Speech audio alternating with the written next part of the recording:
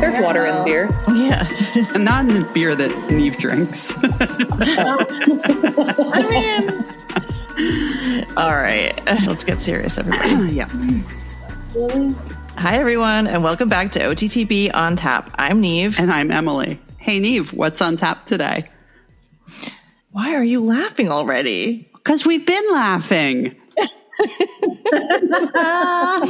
Today we have a fun episode in store for our listeners. We've invited past guest Madeline Conley and her partner at Bridge the Gap Equine, Cat Boiler, on the pod to play a little Halloween-themed game.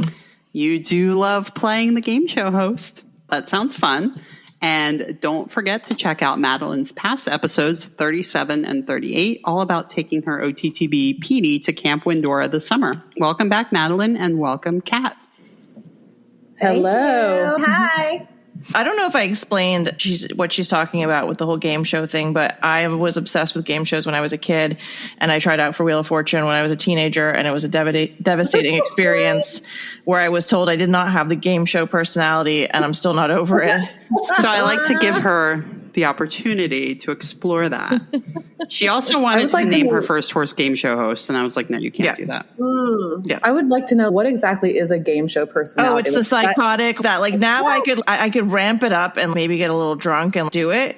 But like me as 15 years old and my mom put makeup on me, which like I very rarely wear makeup to begin with, but I literally looked like I had clown face paint on. Did you have blue eyeshadow? I don't. There's actually a picture of me in the outfit that I wore. I'm surprised they even let me in the building, to be honest. But I feel like game show energy should be like a prompt on a dating app or something. Yeah, That's a good one. That's a good descriptor. That's a good one. Yeah, that would be a complete swipe left for me. Yeah. But it looks so cool.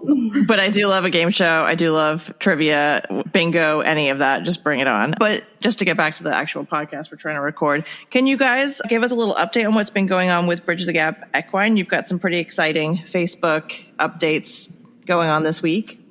So I'll talk about it because I'm super excited. Madeline and I, of course, are one together, but as a pair, we are moving into our new property. Yay. It's in Chesterfield, New Jersey. We can't disclose the address as of yet, but we're working on it. So we are bringing all of our horses under one roof. Yay! And a couple other horses. We're bringing another lesson horse in and another boarder. We're not really accepting boarders. And so we're really excited to have everything under one roof, have our own little program going. 2 years ago, when Madeline got me back into riding, our goal was, it was just to go for a hack. And long term, here we are and running our own business together. So come Sunday, November 3rd, we will be in Chesterfield. All our horses will be under one roof, and it'll be our own little program finally. That's so exciting. So excited. Yeah. Scary. Terrifying. Right? Very terrifying, because what isn't when you take big leaps like that?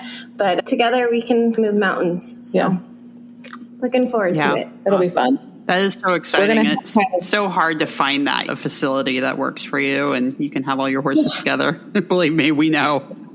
We've been looking for probably a year and a half. Yeah. And I've been under contract in a few places and that fell through. And then I gave up looking for a while and I was like, I'm just going to take a back seat. And then this place popped up and this opportunity found us. Yeah. So when this property went on the market, we found out about it, but it was out of our price range. And a little backstory about the people that bought it, they had signed like 2 other contracts and nothing actually came through. And so then we contacted him and he was like, I've been waiting to hear from you guys. And it's been like exactly how it should be. It's been very easy. He's been great to work with. It's going to be really nice, really private. And it's exactly what we're looking for. It's a very small facility, like no more than 8 horses on 20 acres. It's great. The turnout's great. So it'll be really good for the thoroughbreds we get off the track to transition the real world, and also really good for the lesson horses. And so we're really stoked. That's awesome. I'm chuckling at no more than 8 horses because I know, we know how to find room for them. Yeah. Oh no, that's in our contract with the homeowner. Okay. Like there's no more. Okay. So, trust me, because Trust me, if it could turn into 12, she would. What if they're all bay and 16 hands and don't have any markings? Tell me more. Anyway, we don't want to get you in trouble, but it's already on the truck heading north. That's what I did last time to Madeline, our 3-year-old. He was 2 at the time. I said, "Hey, Madeline, what do you think about this one?" He's cute, but no. And I was like, "Ooh." This sounds very familiar, Emily. It's so weird. It's so weird, but he's already heading north. And then, but it gets better. And then he's going to get there at 12 o'clock at night. And of course. And it's the end of January. And it's freezing cold and fucking raining. And I'll be in AC. And I'll be in Atlantic City. Okay, cool. Perfect.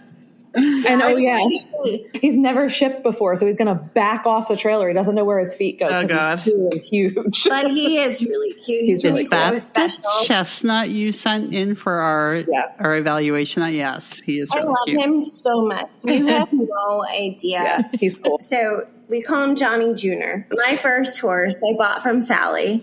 His name was Johnny, show name Copper Top. When I tell you he is identical, my first horse. I'll send you guys a picture. It's wild. Which is why even when he looks at me from the side, I'm like, oh my gosh. But like my high school horse reincarnated. It's easy. Johnny was the horse that I took up the levels, or he took me up the levels. But then I came across this one and I was like, oh, you can't get anything closer. Yeah, that's so cool. Other than the brand on the sides, but he's spot on. Exactly what Johnny was. So it's like my second chance with Johnny, so to speak. But he's a resale. Resale.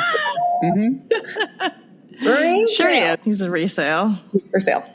Not yet. He's for sale. Not yet. All of them are for sale except for Nate. Not yet. Okay.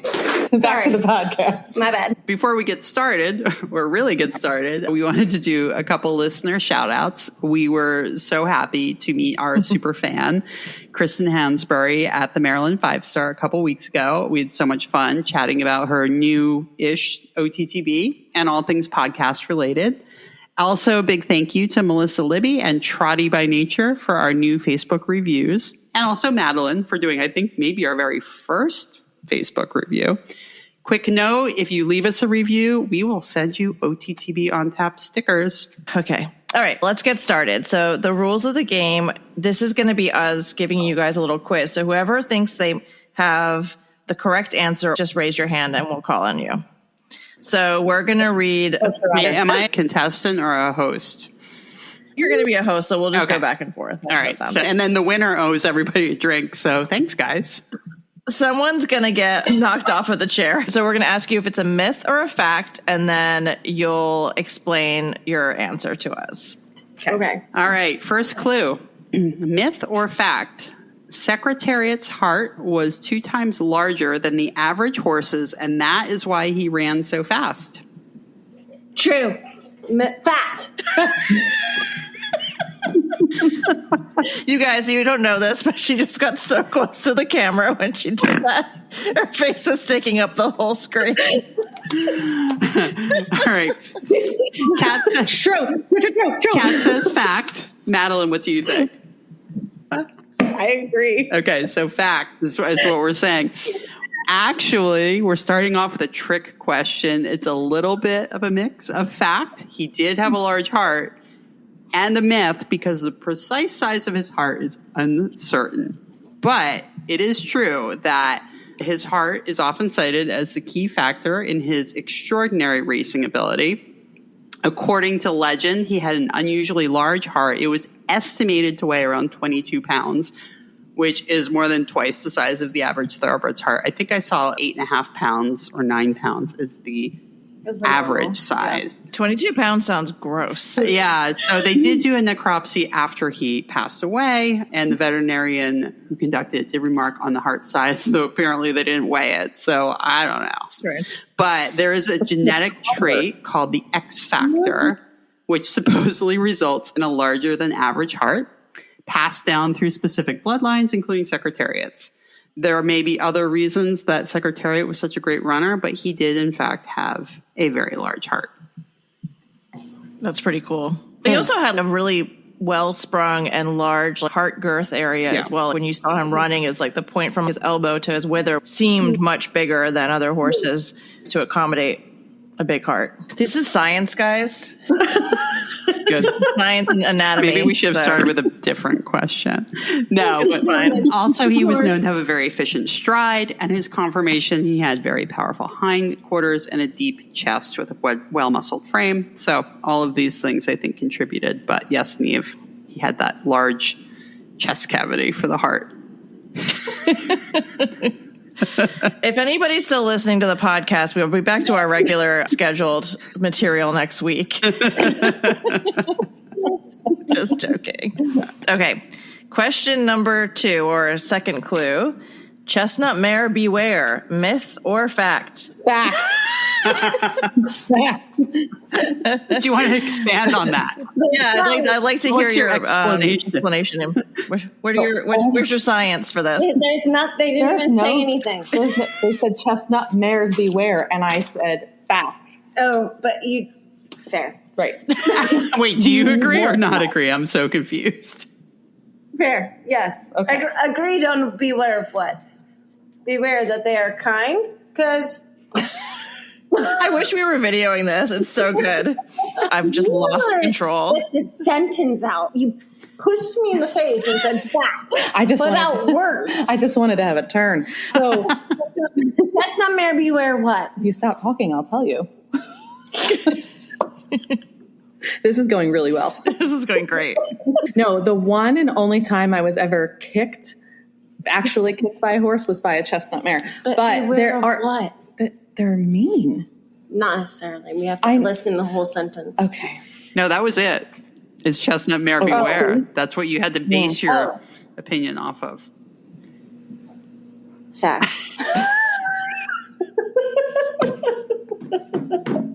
Emily, do you have anything to say to that? Because I have a lot to say. Oh, no, go ahead. This is your question. Okay, I'm going to say one thing, though. Chestnut geldings, total opposite of chestnut mares. I could beg to differ on that as well. Teddy?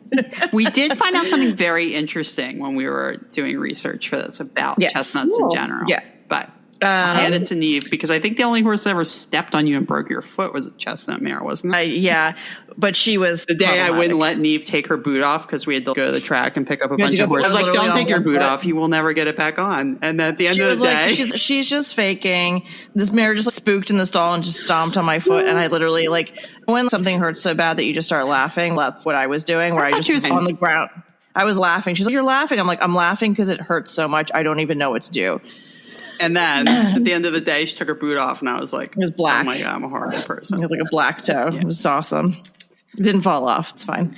My experience with chestnut mares is that they can be opinionated, but I think horses tend to be like whatever you put into them. So I think if you decide ahead of time that you're going to have a difficult ride, I think you can visualize some of that into fruition. I got back into riding because of a chestnut mare. She was quite opinionated, but she also had so much to teach me. And then I got back into jumping through a chestnut pony mare that I had a couple of years ago named French Fry. And she was awesome. She was incredibly difficult she was basically unbroke when I got her. She had people on her, but she was otherwise pretty unbroke. And I took her to a Sally clinic, and Sally almost bought her for her sister at the time. That's when her sister was shopping for a pony, or a pony rather. And yeah, she gave me a lot of confidence and made me feel like I could do anything. So I have a little bit of a soft spot for chestnut mares in general. So the stereotype is that they're temperamental, difficult to handle, stubborn compared to other horses. And what is the genetic component? Let's see. I will say I've never actually owned a chestnut mare. Time out, the dogs are attacking something. No. I thought that was a toilet flushing. I was like, wait. That's why I stopped, because I was like, you're going to be able to hear that. Okay, take 2. Okay. So the time you owned a chestnut mare. I've never owned a chestnut mare. So that's, my opinion is based solely on my interactions with other people's chestnut mares. Gotcha. And you're not a fan? No, I loved the one that kicked me eventually. I just didn't like her that day. No, it hurt a lot. No, I'm good. Even the ribs. I'm good. I'm typey. So the genetic component that Emily was referring to has to do with a particular gene that chestnut horses have. It's a genetic mutation in the MC1R gene, which controls the production of pigment. There you go. Melanin? Responsible for black coloring. So that's actually what helps develop the chestnut coat. But they've said that it also plays a role in the nervous system, influencing traits like boldness, reactivity, or sensitivity to stimuli. So while the research is still in progress, they are connecting something about that genetic mutation to a horse that carries the chestnut gene. Yes. That's Tracks. wild. Oh, That's wild. Yeah. that tracks. Good tracks. I think there was also a study when I was looking this up about from an Australian university where they found that chestnut horses tended to be more like inquisitive and therefore more brave. They were more willing to walk up to something.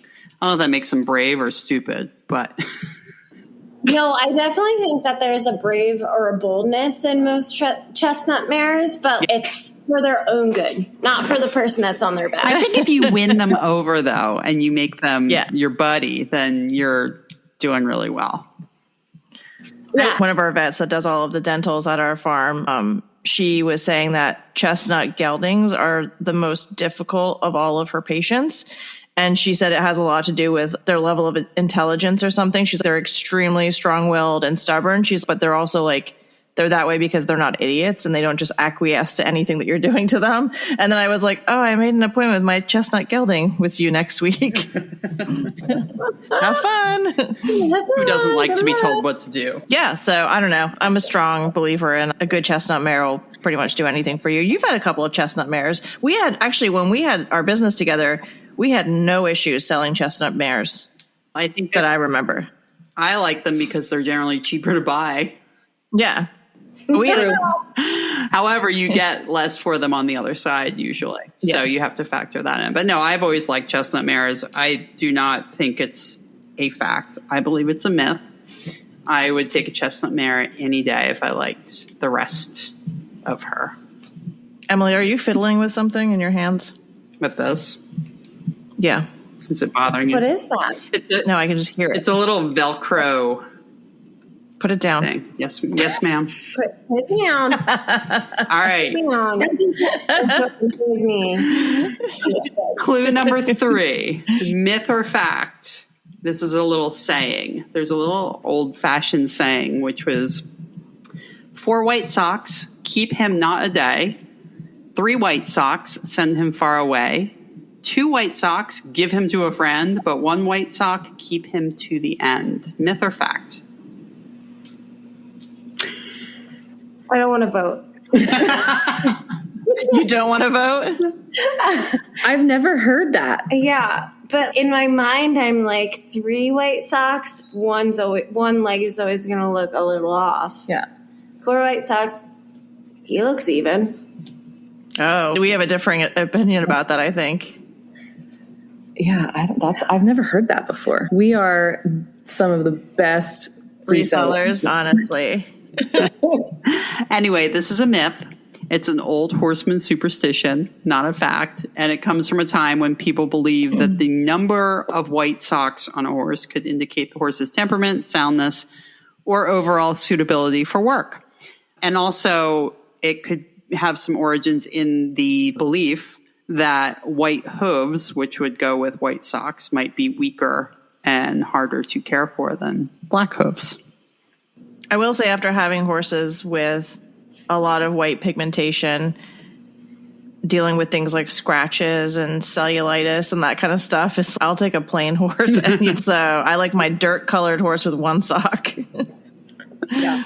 But I remember hearing this first from you, Emily, because I think you had a horse that had 4 little white socks. And I think you brought this up at one point. I don't think you had the whole thing, but I remember you saying something specifically about the 4 socks being like a heartbreaker or something. I think it's just another part. I've heard that saying a couple different ways.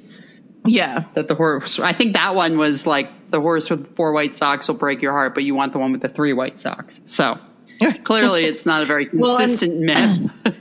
I do say to people sometimes when I was photographing a horse show about a month ago and watching like so many horses go, I was really paying attention to stuff. If they have diagonal pairs of socks, that's always more attractive.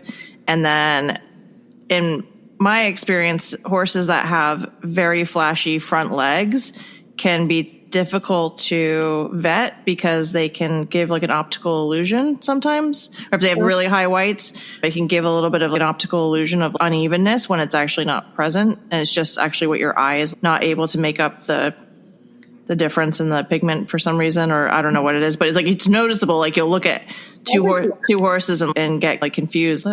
Is that horse like lifting that leg a little bit higher? But anyways, I think as horse people, we all do horse with a lot of chrome though. Let's be honest. Oh yeah, absolutely. You just don't want to have to clean those legs. Chrome or no chrome. Yeah. Like I don't want just a little bit. Yeah. Well, I don't want just like a front leg and a hind leg. I want either all or nothing. Okay. I think you guys will have a lot to say about this next clue. The fourth clue is all OTTBs are crazy, spooky, hot. Myth or fact? Myth. I'm just kidding. 100% a myth. I was just playing. 100% a myth. I think some of the most sane horses I've seen have been off-track thoroughbreds. Yeah. I think it's a little bit of a mix, right? It's a gamble. We buy off of pictures and videos. We're not the crazy people that go like for full-on vetting for something that's right off the track, because we look at it as there is a lot of maintenance that occurs when you first bring them home. And a lot of the maintenance, once you get it under control, calms them back down. A lot of the craziness comes from pain, or a lot of the craziness comes from discomfort in their stomach or something. I think it also depends on how long they're on the track. Our Pete horse is probably our most solid horse that we have, but he's needed just a tidbit, and not a lot of maintenance, but just a little bit of maintenance to help him calm down. And that was ulcer guard, which most horses deserve that. Yeah. Mm-hmm. Yeah. And that the took him basics. from 100 to a 0 real fast. I think it really depends on the horse and the situation. But for the most part, they are the complete opposite. Once they get let down, they get some time to breathe, and they're the easiest horses to retrain. Speaks to my heart a little more.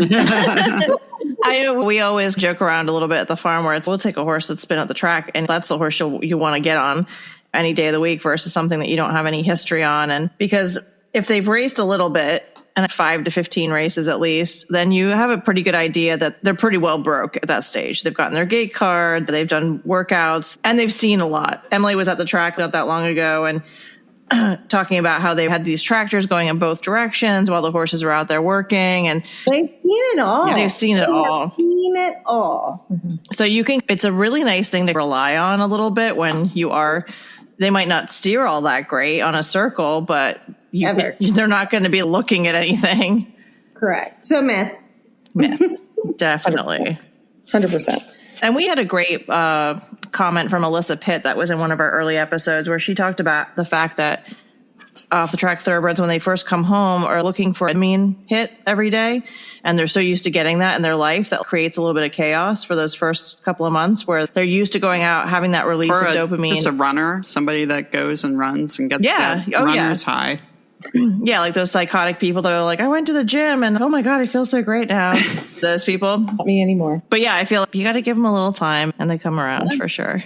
I think that's also why it's so important that people that are working with thoroughbreds actually understand the breed and understand the specificity that is behind the off-track thoroughbred, because it's a very different approach. And I want to talk about a little bit of the dopamine thing. And hey, if it drives his sales down, then that's not the person that should be looking for him anyways. But Pete, for instance, when we brought him home, he was a cribber. Yeah. And we worked with him. He found a new way to release, which if you've seen Madeline's videos on TikTok where he shakes his head, we trained him because he needed that because he's a war horse. He has been bred to perform, and that is what the horse wants to do. He wants to do the very best at what he's doing no matter what. But his dopamine release was the cribbing, and we've trained that out of him. That's amazing. You know, and his now like dopamine release is literally shaking his head. He just gets excited for the job, and now you see the video of Madeline and Pete where they're so like good. Heavy metal, ready to go to cross country, and then you see Pete just shaking his head. Yeah. And that's what he's done. And that speaks so true for the off the track thoroughbred. You need that dopamine release. They've been raised to perform. Yeah. Since the day they've been backed. And especially the war horses too. I feel like there's a special quality about them that they have done their job and done it pretty well for long enough in their life that they've held up for the job. And I think everyone says, oh, they make them run and this and that. Horses will not leave the starting gate. Horses will not go into the starting gate. You cannot make a horse do a job like that. And one, you've got that heart there, but two, you've got that, they just love what they're doing. And so when you ask them to do something completely different, especially with the war horses, I think you just have to think about speaking their language a little bit. Exactly. Mm-hmm. Yep. 100%. And we'll have to actually have you on, Kat, for another episode, because you touched on a topic that Emily and I are incredibly passionate about, which is maintenance. And yeah, we'll definitely have to circle back to that at some point, because I just love the fact that you brought it up in a way that we would talk about it. Yeah, and we can bring up our Nate boy. There's a big story there with that horse. He's an episode and okay, another. We'll slate him for an episode. How about that? We'll table that for an episode on Nate. We might have a myth or fact coming up that relates a little bit too. So yeah. Okay. All right. Getting you guys all back on track. Got to crack the whip a little. No, you're fine. Fifth clue. This one's interesting. Myth or fact, you can tell a horse's temperament by the placement of the whorls on their face. Myth.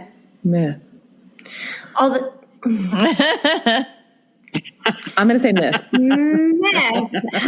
Rewind me 10 years ago when I was still Mark Weisbecker's student, and our crazy horses had two whorls right on their forehead, and it spoke. I can't say it for today because I don't think we have a horse in the barn right now that has a whorl on their head.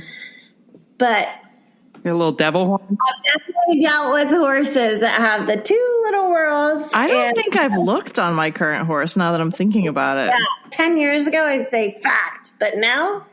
I had a mare with double whorls, and she was. Wait, who was that? I'm not saying. Oh. Emily, you can tell me off mic. You could probably guess. All right. Technically, this is more myth than fact, but it is widely held belief in the horse community.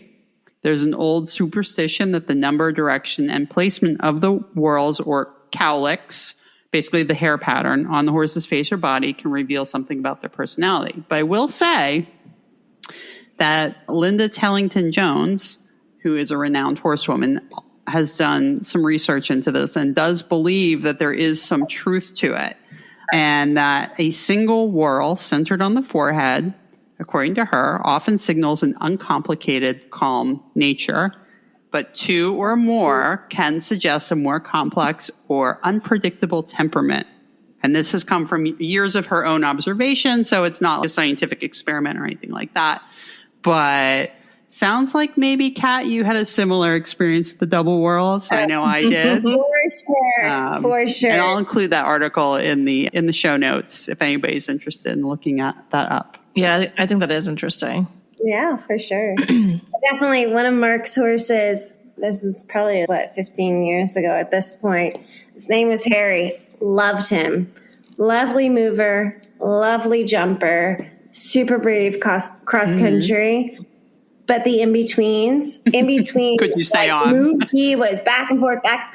But then when you put him to his job, he was great. But everything else, he was just, we had a couple horses like that. Harry definitely sticks out the most. So little devil horns were the hair you. Yeah. His name was Daredevil.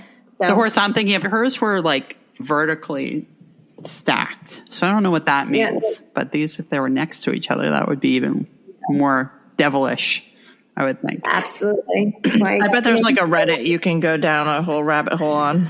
Probably. I'm going to look it up right now. You can't even believe some of this stuff. Yeah. I don't know Reddit that well. Well, I know it guess exists, what? You late night reading, it's excellent. It's pretty good. I've been on a big Reddit kick for movies lately, but that's a whole other topic. Okay. 6th clue, myth or fact. This is horse racing lore. There's a saying, back the gray on a rainy day. Myth or fact? Cat saying yes. Okay. Fact? Fact. Both saying fact. Why? Maybe I have met a crazy gray, but haven't. Not to my knowledge. They're a lot quieter, I would say. I only said fact because they don't look as dirty because they're already gray and different colors. So If they run in the mud, it's okay. yeah, exactly. If the raindrops hit them, it doesn't come up as much because they're already. That's where my brain went. That's my business friend. That's my best friend. That's my best friend, everybody. I have never met two people that remind me so much of me and Emily. But what's funny is I'm the Madeline in terms of the experience level, but I have the personality of Cat in our relationship. So that's the thing that it's like my mind a little bit. You guys are so similar to us in so many ways in terms of like your dynamic. It's really funny. What's funny about this clue is my sister-in-law, who rode growing up, she would always tell me anytime we'd go to the track for fun to pick the gray when it was raining because they're good mudders. So I have heard that. I'm sure there are some stats out there on this, but yeah, it just says that it's just a myth and that allegedly gray horses perform better on wet days, but It's because of the raindrops. because of the raindrops. I like it. They just run in between the raindrops. No, but like if They're just. I'm the only one not drinking alcohol. Let's put that out there too. What's on tap, Madeline? Nothing. Yeah, that's on tap. I don't know. No, I gave her a water. No, all I mean is like I'm the one with the dumb idea, and I'm the only one not drinking. So maybe it's brilliant. Maybe it's I'm the true. only one with a dumb. I don't think your ideas were dumb. I just don't think that they were scientifically based. It doesn't have, this is not a science podcast. Oh wait, To it me is. it is. That's right. We did establish that it is. Forgot. It's the science. It's all facts and science It's here, the guys. water. It's the water. Did you Are you sure spike you that put water? I know. One needs to know. Oh my goodness. All right. Oh, this is one I like. Number 7. Myth or fact, a prophet's thumbprint is a sign of good luck. Do you know what that is? What? Do you know what a prophet's thumb is? No. So it'll be on their neck, and it'll be like a big kind of indentation. On their Divot neck? On their There's a neck. what? It's called a prophet's It's called a thumbprint. prophet's thumb. No, but what was the next part? That's like a sign of excellence or good luck. About the horse, that the horse is lucky or good. Myth. I think they just had poor placement in the womb.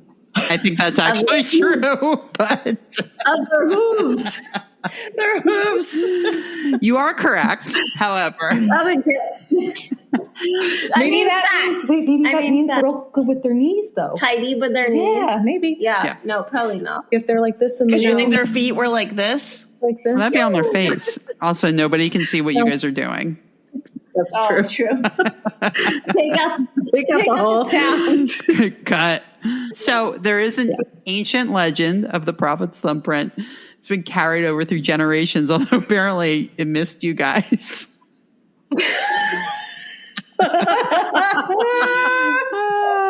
It originated with the Arabian horse, but today the mark is borne by many varieties of equines, including thoroughbreds and mixed breed ponies alike. Why is that the cross section that was used? But anyway, the story goes that the Prophet Muhammad one day decided to test the loyalty of his beloved Arabian horses by, this sounds horrible, depriving his herd of water for several days. And some say that he was commanded to do so by Allah, as it was widely thought that Muhammad loved his horses more than anything else. This is going on into lots of detail. Anyway, so he knew that the ones that had the marks on their neck had good loyalty and that the foals would inherit it too. And they saved the whole herd from not having water. I did a good job summarizing that, didn't I? Yeah, that was great. Not myth or fact. I'm still confused. So it's a myth. However, I have a fondness for a horse with a prophet's thumbprint. Yes. Oh, a thumbprint. I don't know. It looks like a little... Like someone just put a little, like if it was pitting edema, you'd be able to punch a little hole in there. Notes to self include photo of edema. Notes to self, never have these two on the podcast. Notes to self, just fast forward to Jessica's next episode. Notes to self, this is no longer a drinking podcast. Breathalyzer given ahead of time. All right. 8th clue, myth or fact. This one I think you guys will have some strong opinions about. Is cribbing a learned behavior? Myth or fact? Myth.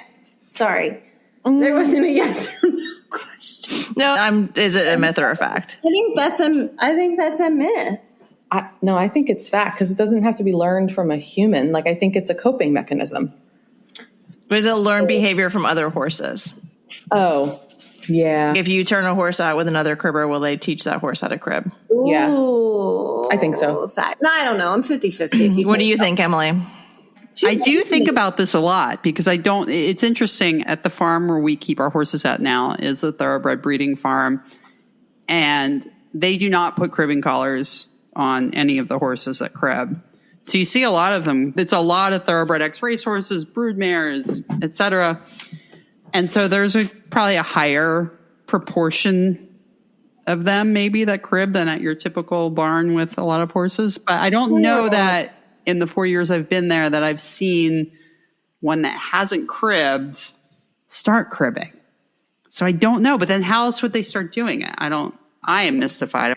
No, I think that it's learned. No. I do. No. It could be a combination maybe. No, I don't. I think they just figure it out. I do not think it's learned. I know that Emily was talking about the fact that our farm doesn't use cribbing collars or anything, and we do have one field of just intense cribbers. I've never met horses that crib as much as these horses, and I think it's because they were never restricted from cribbing. But have you seen one that doesn't crib start cribbing? So allegedly, one of the sales horses did learn how to crib from the others. Now, was that just a result of it being in a new environment? Maybe they should put cribbing collars on. I don't know.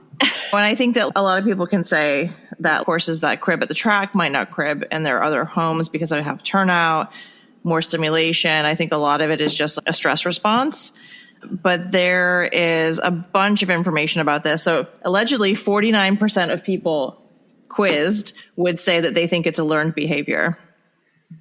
But actually, did you already say this, Emily? No, we were waiting for you. I'm out of wine. Okay. That's what I was saying. No, I went to go get another beer. I know, but you didn't get me any wine. But they said that it's more prevalent in thoroughbreds and warm bloods. And one study found that up to 10% of thoroughbred horses exhibit cribbing behavior compared to about 0.5% or 2% in other breeds like Arabians and quarter horses. So basically what it comes down to is that there's actually a big genetic component to cribbing. And the prevalence of cribbing amongst all breeds is something between 2 and 10%, but that is strongly hereditary. So there are certain bloodlines that pass on this cribbing tendency. So if a horse has a parent that cribs, the babies, they're 5 times more likely to crib than another foal. Really? It's not because they grow up with that cribbing mom? I don't think so. I think they've figured out that there's some sort of genetic component to it. All right. I need to see this research. So I know I'm really curious about it too, because I feel like most people I know that I would talk to would say, oh yeah, I don't want my horse out with that horse. He's going to teach my horse how to crib. And I do find that the horses that are the thoroughbreds that run a lot, that have been at a track for a long time, that don't get like winters off and things like that, have more of a tendency to develop those types of stress behaviors. But I would be very curious to know more of the genetic hereditary element of this. That's interesting. Yeah. That's really interesting. Emily, can I go get more wine or like what's up? I sent a text message for everybody up. Just going to get a wine delivery. We'll say, all right, Clue number 9, our final clue. This is a big one, This is for guys. all the marbles. All right, big topic here. Myth or fact, an OTTB needs to have a perfect pre-purchase exam in order for the average buyer to purchase it. Oh, false myth, shut down. Myth busted. No, you said it has to have a perfect PPE for an average buyer. I would say for any buyer. No, because I've seen perfect PPEs for average buyers and they still don't buy the stinking horse. Yeah. Why not? Here's the thing, and this is another episode that we can talk about, but maintenance is so important. This is where the maintenance comes in. Maintenance is so important for these animals. Tell me that a sprint runner in the Olympics isn't getting maintenance. It's the same idea. Any athlete needs physical therapy, they need acupuncture, they need massages, they need injections, they need cortisone, they need all of it. And it's the same thing, whether it's human, hello, I'm the nurse, or it's animal, hello, I'm a horse owner too. But total myth. But I'm going to shut my mouth, actually. I'm done. You go ahead. Or not Cat, sorry. I don't want to Madeline, what do you think? All right, I'm Getting a wine No, I delivery. think that. Ooh. I think. No, I'm just kidding. Uh-oh. Go ahead. Thank you. We almost had some spillage. It's okay though. Oh, no. Re-up. Can't have No, that. can't have that. No, I think that the average buyer of an OTTB, if you're talking an average buyer, so potentially has either bought an OTTB before or is working with a trainer, not someone who just willy-nilly decided to go pick up an OTTB because they think it might be a little cheaper and they've only ever looked at like homebreds or warm bloods and they're expecting that type of PPE. If they're not taking into account that these have been athletes since they were super young, then they're not going to, it's not realistic. But anybody that's looking at OTTBs and knows about OTTBs and knows how their workload is and knows what to expect in the long run, no, you don't need a perfect PPE. PPEs should be viewed more as a fact-finding mission. Yeah. It's not a pass or fail. It's what can I learn about this horse? And how can I make them most comfortable? Correct. Right. Is this a career-limiting injury? And if so, I get it. Pass on it. But not a career-limiting injury. How can I help maintain this horse? One of the most interesting things to think about when you are buying and selling off-the-track thoroughbreds is that when you first get an off-the-track thoroughbred home, that's when they look their like peak, right? They come off, they're fit, their coats are shiny generally. You turn them out or you put them in a round pen for the first time and everyone's, oh my God, look how this thing moves. And the thing is, when you sell a horse based off of that snapshot, that is the most difficult time to pre-purchase them because they have created a physique that was meant for one job, and that's their old job. So the person that's coming in with fresh eyes that doesn't have the experience of knowing what dozens or hundreds of these horses look like right off the track are coming in with the expectation that it's going to move like a riding horse, right?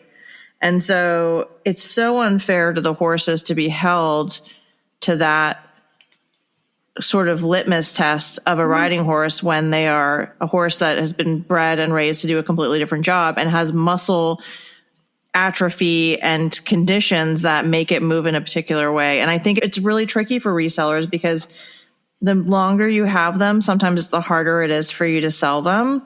And I think that people really get excited about them when they first come off the track and then they pre-purchase them and they're like, oh, he's a little tight behind. Yeah, he ran 50 times. He ran a week ago.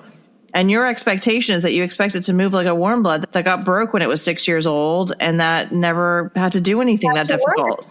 Yeah. And so I think to me, it's a microscope that's very unfair for the horse in most scenarios. So besides having a crystal ball, I don't know what to tell you. And do you need to maintain the horse? Yeah. But like that's the biggest thing for Madeline and I too with the business that we're doing is we're not in the resale business as to just get them off the track and sell them to the first home that looks for the horse. It is the right home for us. So all horses deserve maintenance, but that is something that we drive home is if you're a little worried that his hocks got injected last fall, then you're not the right home for him because he deserves his hocks to get injected, or she deserves to get her ankles injected. That's the hard part. And when Madeline and I started doing this and we were talking to Jess about it all, is she was saying that's the hardest part about all of this, is that there's not a lot of people out there that understand that maintenance is required. It's not a dirty word. And we've always talked about the fact that the smallest check you're ever going to write is the check to buy your horse. Everything. First of all, I'm a huge believer in getting your horse insured. It's just a really nice way to safe gap the horse in the situation that, like, you want to scope for ulcers? Great. Your insurance requires it and they'll cover the medication. There's just so many things like that where you don't even have to go back and forth about, and there's limitations to all of that, but do your due diligence and learn about the day-to-day stuff that your horse needs. It's not just buying a horse and finding a saddle. And we've had people that are like, what do you mean you have to put shoes? I don't want to have to put shoes on them. I saw like a thing today on Facebook where it was like, what's your policy on having horses out in a field with 4 shoes? And by and large, every farm owner was like, if I had a limitation on that, I'd have no horses on my farm. I just put horses out that I think are going to get along well together. Correct. And so I think there's a lot of these antiquated theories on horse husbandry that just don't exist anymore, and they shouldn't exist anymore. Mm-hmm. Yeah, for sure. And I think like you were saying, like what we have written down here is some of the basic stuff, which is arthritis. I feel like to say that a horse shouldn't have any arthritis is bonkers. There is some situations where it can be problematic or cause issues. Things like bowed tendons and soft tissue injuries. Getting a vet to look at the horse's ligaments and make sure that everything has been rested and rehabbed properly. The horse can go on generally with no limitations.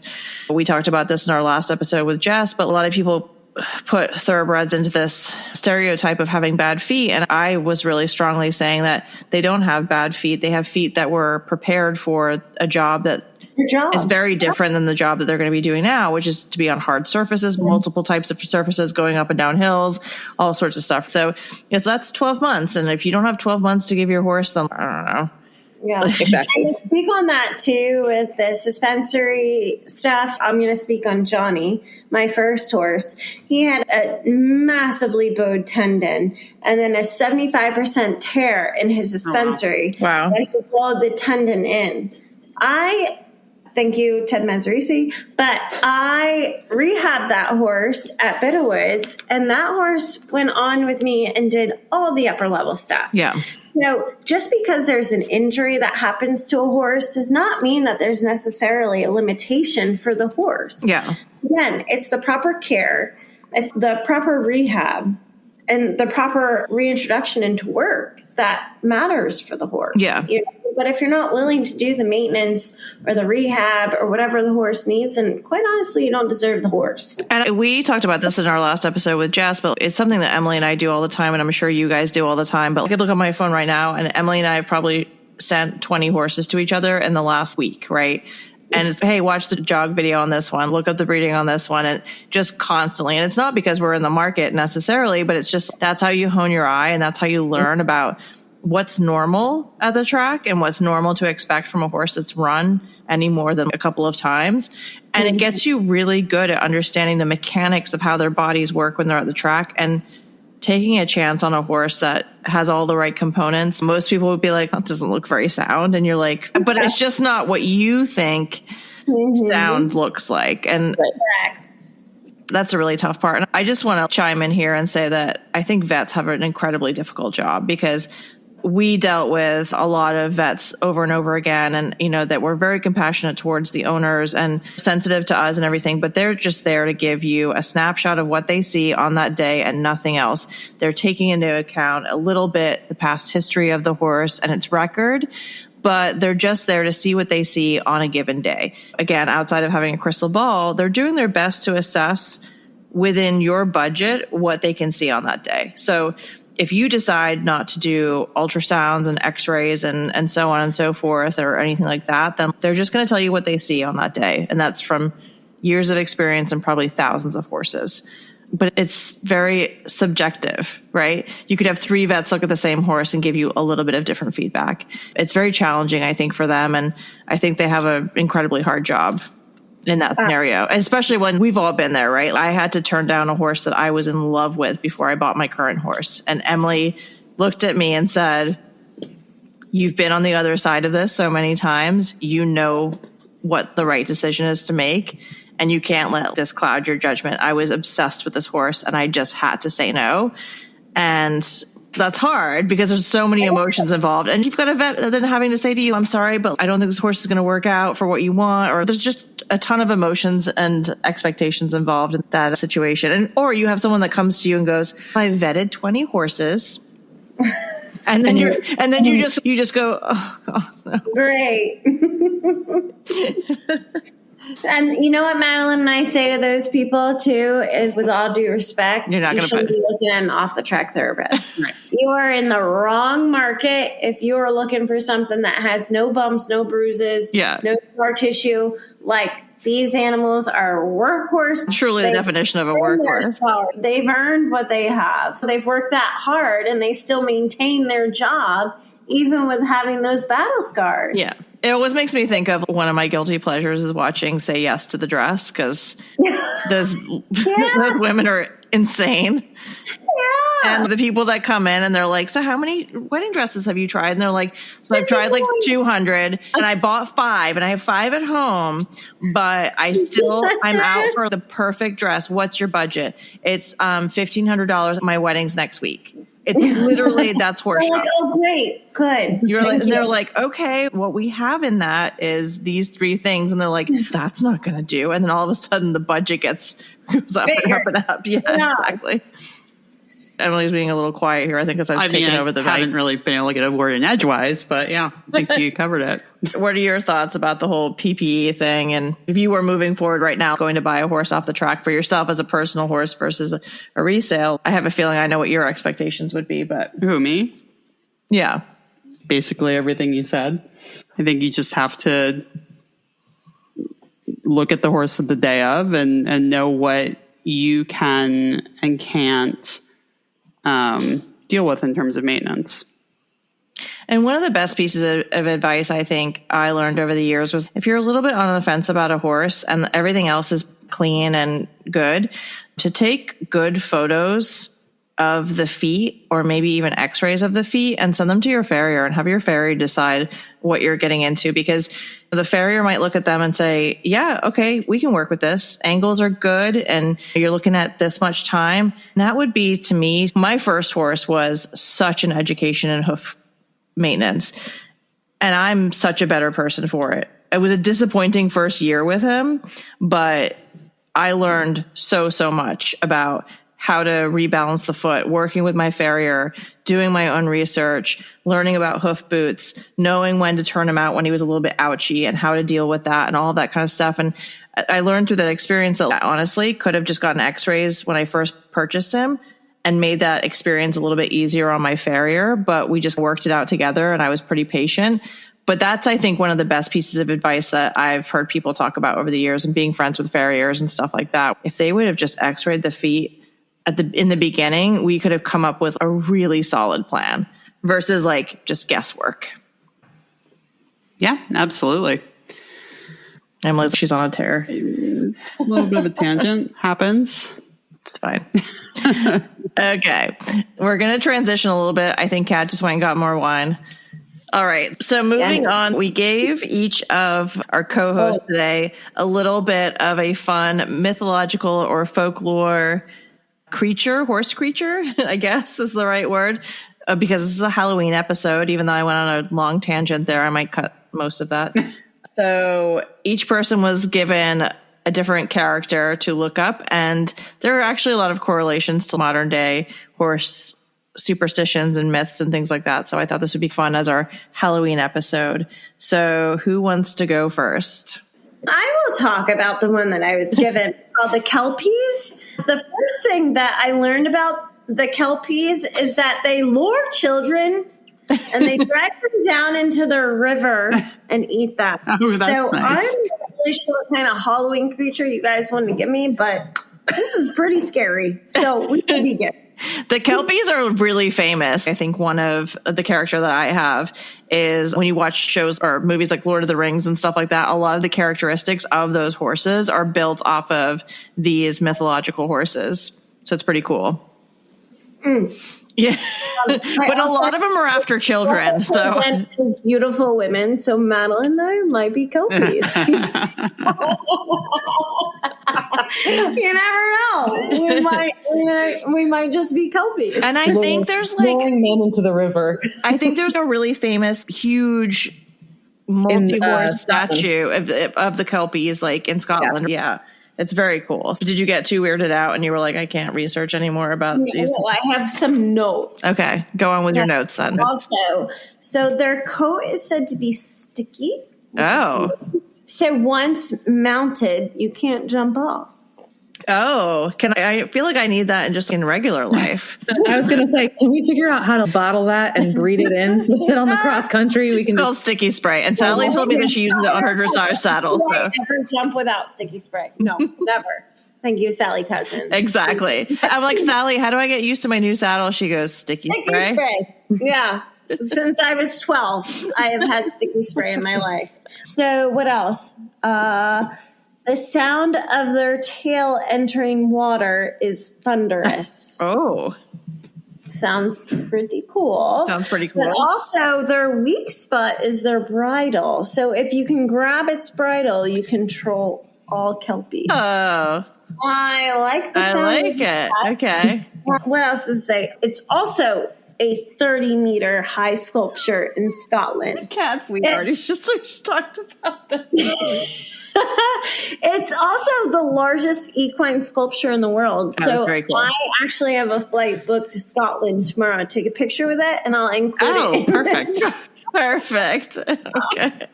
But that is me. I am a Kelpie. I love it. That's really cool. You lure children to the bottom of the river and eat them? I do. It's also AKA a nurse. But, my mythological creature is related to a Kelpie, apparently. We're cousins. Yes. I am a Nuckaleavy. Nuckaleavy. Sure. It's also Scottish. But mine is a really awesome combination of a man and a horse in one being with no skin. Yeah, really weird. Also terrifying. It is terrifying and downright evil. And it only haunts the Northern Isles. And that's a good thing because the mere description strikes fear into ordinary people. So I think we should count our blessings. Sorry. Did Emily say that it doesn't have skin? Doesn't have skin. But the rider's fused to its back in the notes, it says. I feel like that, isn't that on Xena? Or what is that show? Right. It's like a centaur, but they're attached and it's like muscly, bloody stuff. But it does have a weakness. Happy Halloween. Wait, what's its weakness? Fresh water, including Scottish rain. Oh. So maybe it's not gray because it wouldn't. I was just going to say, so it's not gray. Oh my God. Although it says it's a sea dweller, so I'm very confused. Well, maybe it's just fresh water. Right, so it has no skin, but it's in the ocean, but we're the sea. And then its name means devil of the sea. So, yeah, it's scary. That's scary. All right, Madeline, go with yours. I'll have nightmares about that tonight. Okay, mine. You're welcome, everybody. Yeah, thank you. Mine is called, thank you for giving me the hardest one to pronounce too, the Mary Lloyd. Maddie Lloyd. It's spelled like Balakinwood or like the Schuylkill. It's like one of those spellings where it's like those letters don't make sense. My name also doesn't make any sense. It loosely translates, it's Welsh. It's a Welsh tradition thing. It loosely translates to gray mare. Does it like raindrops? Right. There you go. So it's a Welsh winter tradition. And so basically what happens is they put a horse skull on a stick and then decorate the horse skull with ribbons and all this other stuff. Nice. And they put like googly eyes. Baubles in the eyes and then put a white sheet over it. And a man gets in the sheet and holds the stick. And that tracks with you. Me? No. Is this going to be your Halloween costume is what I want to know. No. So basically a group of carolers go around with this horse skull on a stick, Mary Lloyd, and they knock on people's doors and they sing asking to enter. And then there's a weird caroling rap. I think it likes alcohol, so I think you have to give it alcohol. No, but first, can you sing the first battle? No, there's no like one song. They do like an improv. If you had to do that, what would it sound like? I don't know. Just freestyle it. I don't know, but they have to like sing. They have to sing to the homeowner and be like, "Let ye horse skull in," and from the horse, "Let ye horse skull in," like that. Yeah, just like that. And then the homeowner has to be like, "No, you can't come in," and sing something back. And then they go back and forth. It's a real will she, won't she thing. And then they finally let them in. And then they eat food, they give them drinks, they cause some mischief, and then they leave. Snacks. There's a charcuterie involved. I get snacks. There's charcuterie. I said they get snacks and drinks, cause mischief, and move on, which And then sounds perfect. that sounds like toddler. And you let me in and you give me some cheese and some wine and then send me on my way. That sounds pretty good. Listen, this one so far, I'm on board with Mary Lloyd. Yeah. So, and You don't have skin though. No, I don't have skin. She doesn't have don't skin. I'm skinless. So Emily's skinless. I don't. I'm a skull on a stick. No, you don't have skin either then. But you're gray. You are gray. Yeah, so you got that going for you. I do. You're the highest resale price. If you're a new listener here and you've made it this far in this episode, I promise we have other episodes that are better. Bear with us. It's a holiday. It's spooky season. All right, Niverino. Okay. What's your... Mine is the mares of Diomedes, which are 4 horses in Greek mythology that ate humans. Oh. Right on board with Halloween. They belonged to Diomedes, who was the king of Thrace. The names of the mares were Podagros, which meant swift, Lampon, which meant the shining, Xanthos, which meant yellow, and Danos, which meant the terrible. According to the history of the 8th labor of Hercules, Hercules was sent by King Eurystheus to steal the mares who were tethered to a bronze manger with iron chains. Hercules did not know that the mares had an unnatural diet of human flesh. And after stealing the mares and driving them down to the beach, he left them in the company of his companion, Abderus, while he went to defeat Diomedes. When he returned, the mares had eaten his friend. And as a revenge, Hercules fed Diomedes to his own horses. Allegedly, eating human flesh calmed the mares, which led Hercules to binding their mouths shut to take them back to the king. So they were like calm enough he could tie up their mouths. The horses were then taken to Olympus to be sacrificed to Zeus, but he refused them and sent wolves, lions, and bears to kill them. According to Greek history, descendants of the mares were used in the Trojan War and survived even to the time of Alexander the Great. So I think it's a cool, like, I like Greek mythology, and I think there's lots of tie-ins to like modern day society. But one of the things that they were talking about was that in the story, there's this ongoing struggle to confront and transform the savage instincts and passions of these horses lurking within. And so in modern day society, the mares symbolize societal issues that, if left unchecked, can wreak havoc on the collective well-being. Hercules' struggle to capture and tame the mares can be compared to the collective responsibility to address societal changes and the need for strategic and coordinated efforts to maintain social order and harmony. They would get along with the Kelpies. I think a lot of these things, there were a couple that I was like, I don't want to give these to these girls, because there was one that lures children that are like misfit children, and then it gets longer and longer to accommodate more children. Where's that track? Emily's like, this, what happened to our podcast? It used to be so well researched. It's never been heard from again. You know what, listeners, you can chime in. Please let us know if you enjoy our playful banter and our cold opens and things like that. Emily does not listen to the podcast. I do all the editing.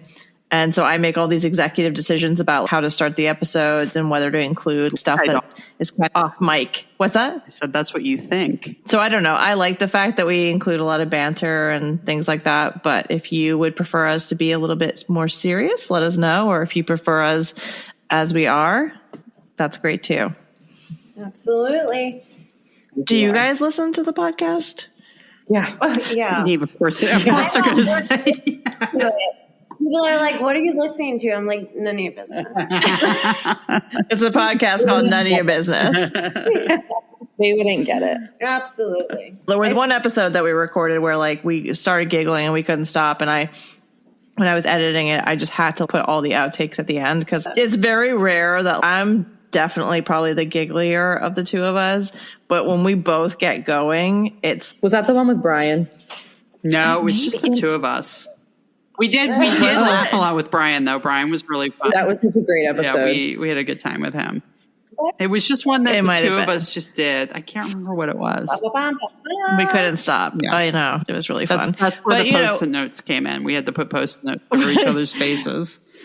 What might be fun at some point is if Emily or I are not available to record, it would be really fun to have one of you guys on as a co-host, a proper co-host to interview somebody. Maybe with Sally. That actually might be cool since you guys have such a close relationship with Sally. She's been avoiding being on the podcast since day one. Oh, we got her. She was like one of the first actual interviews that I wrote. And I was like, Sally, quit ducking my calls. You got to be on the podcast. I'll call her. She told me she listened to the Windura episodes. She did? And I was like, when are you going to come on? I know they want to have you on. When are you going to go? She's like, yeah, I'm going to get it done. I'm like, that would be you so said that fun. just like her. It's also Sally isn't the busiest human being on the entire planet on Earth. It's wild. But we do need to get her before she goes to Aiken because they have no internet in Aiken. So How can you not have internet? there's no service in Aiken. It's terrible. Yeah, Aiken service is awful. My biggest thing I wanted to do with this episode is play the spooky, scary skeleton song, but it's only playing in my AirPods and it won't play out loud. Well, can you send it to me and I can put it in? Just Google spooky, scary skeletons. It's amazing. What does it sound like? It's from like 1996 and I just discovered it.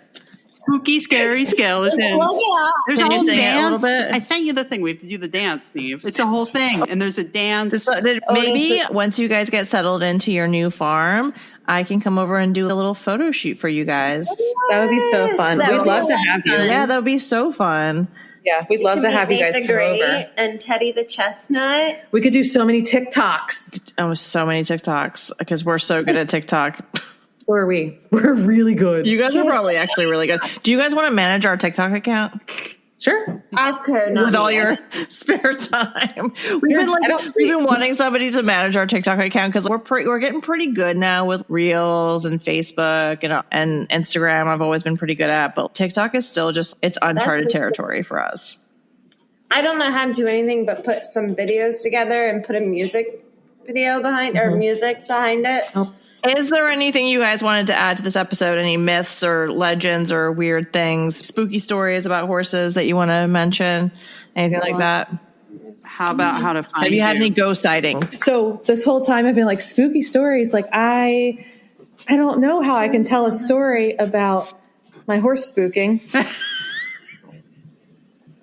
But you guys just here all night. Tip your waitress. Oh my God, I'm so dumb. What are we going to talk about? I don't have any spooky stories. Your horse is never spooked, guys. Petey, he's never spooked ever. In which we try to talk about spooky stories and Madeline takes it a step too far. Not spooky. He's not spooky. No, he is not. Emily's filly, her homebred, is incredibly brave and incredibly terrified. She'll literally get like mad about something she's afraid of. She'll walk up to something and be like, "That's new. What's that?" And then she'll be like, "God damn it, I don't like that thing." And then she'll try to pick it up and then try to run away from it. And then she gets terrified. Apparently she reached over the fence and grabbed an empty grain bag I witnessed this. It was amazing. Out of the golf cart that was driving by with feed in it. All the way across the paddock. She grabbed it and then started running around with the empty feed bag in her mouth and then got scared of it. All the mares were running around. She's chasing them around, and then she dropped it by the gate close to me. I'm just sitting there like watching her, and then they're all stomping on it. And I'm like, you're the one that picked it up out of the Kubota. What are you doing? But it was so funny because I saw her running, and sometimes she'll run from the water trough like back to the hay. Because it's fun. But like this particular day, they were all running around. I was like, what is going on? I was do like, you guys take 3-year-olds for training? Yeah, We do. Meet Teddy. yeah. I am the daredevil. I love her. Madeline is a daredevil, but she's the safer player. I will get on anything. Well, maybe we should talk. No, she's wonderful, but she's 3, and she's not a thoroughbred. Yeah. She's not been to the track. I wish I could send her to the track. But, and she's in her big girl body now, and she thinks she's hot shit. So well, she is. No. Anyway, we have totally derailed. Like Totally derailed. Rubber chickens. And I'm so excited to introduce them to the horses. So once we do introduce the rubber squeaky chickens to the horses, Oh my God, I should try that. Yeah. She did the same thing with pool noodles. She thought they were really cool, grabbed one in her mouth, and then started running around. Then she was like, holy shit, this thing's attached to me. I don't know what to do. Actually, I do have a good spooky story. Let me hear it. The one thing that Pete has shown he's been afraid of is tiny white ponies. Oh my God. It was so funny. Madeline didn't think it was funny in the moment. No, I didn't. I thought I was going to die. But I thought it was funny. he literally, like, we're walking in the cross country warm up. We were cross country schooling, and it's the ponies out there walking around. It's the pony my daughter rides, Shani. And we're walking around, and all of a sudden, this little girl starts trotting on the pony. Oh, that's too To, much. like, get her warmed up. And Pete goes from like being inquisitive to holy shit, it moves faster. Like he was a whole lot of nope. And he tried to book it back to the trailer, and I was like, dude, not today. Everybody was laughing. I laughed eventually. Eventually, when you were like, am I not dead yet? Okay. Laugh was just now about it. That's not true. I'm just kidding. Okay, so before we wrap up this episode, I just have a quick question for you guys. Are you dressing up your horses and or yourselves for Halloween? No, so here's the thing. Ava? I have a human child. Yeah, is she dressing up? Wild. I've been seeing these like little kids walking around with their little tiny minis, and they're dressed up as equine vets, and they have a little mini with them going door to door with like bandages wrapped around the horses, and it's the cutest thing ever. We're not doing that with Dolly. No. Okay, no. Dolly, no, we're not doing that. All right, next year, Nate, then. Yeah. Sure. All right, I'm gonna wrap up our episode now. If you guys don't have anything else to talk about, You can find us on our Facebook, our Instagram, or our TikTok, Bridge the Gap Equine. And then our website is bridgethegapequine.com. yeah. Quick reminder that we're going to be wrapping up our first season of OTTB on Tap next week with the second installment of our chat with Jessica Redman. We'll discuss trends in the OTTB industry with her about buyers, sellers, pricing, and even pre-purchase exams. So don't miss that one. We'll be launching our Patreon soon, and our popular series OTTB on Tap Evaluates will be exclusively released as a part of that launch. And we're still deciding on the other bonus episode. Don't forget, you still get 2 regular episodes a month on our regular feed. Shout out to Jessica Redman for sourcing us, Nate, who is our horse of a lifetime. We couldn't be more thankful for her. Oh, that's really sweet. Can't wait to hear All about him. If you liked what you heard today, please leave us a 5-star review on Apple Podcasts or on Facebook and get a sticker. You can follow OTTB on Tap on Instagram, Facebook, and TikTok with Madeline helping, and contact us with interview candidates and topic suggestions at www.ottbontap.com. Side note, we do want to do a limited edition run of our I Won't Pass a PPE t-shirts to support our OTTB on Tap or our OTTB underdog stories. So look for that soon too. And we love hearing from you. Bye. Thanks so much. Bye.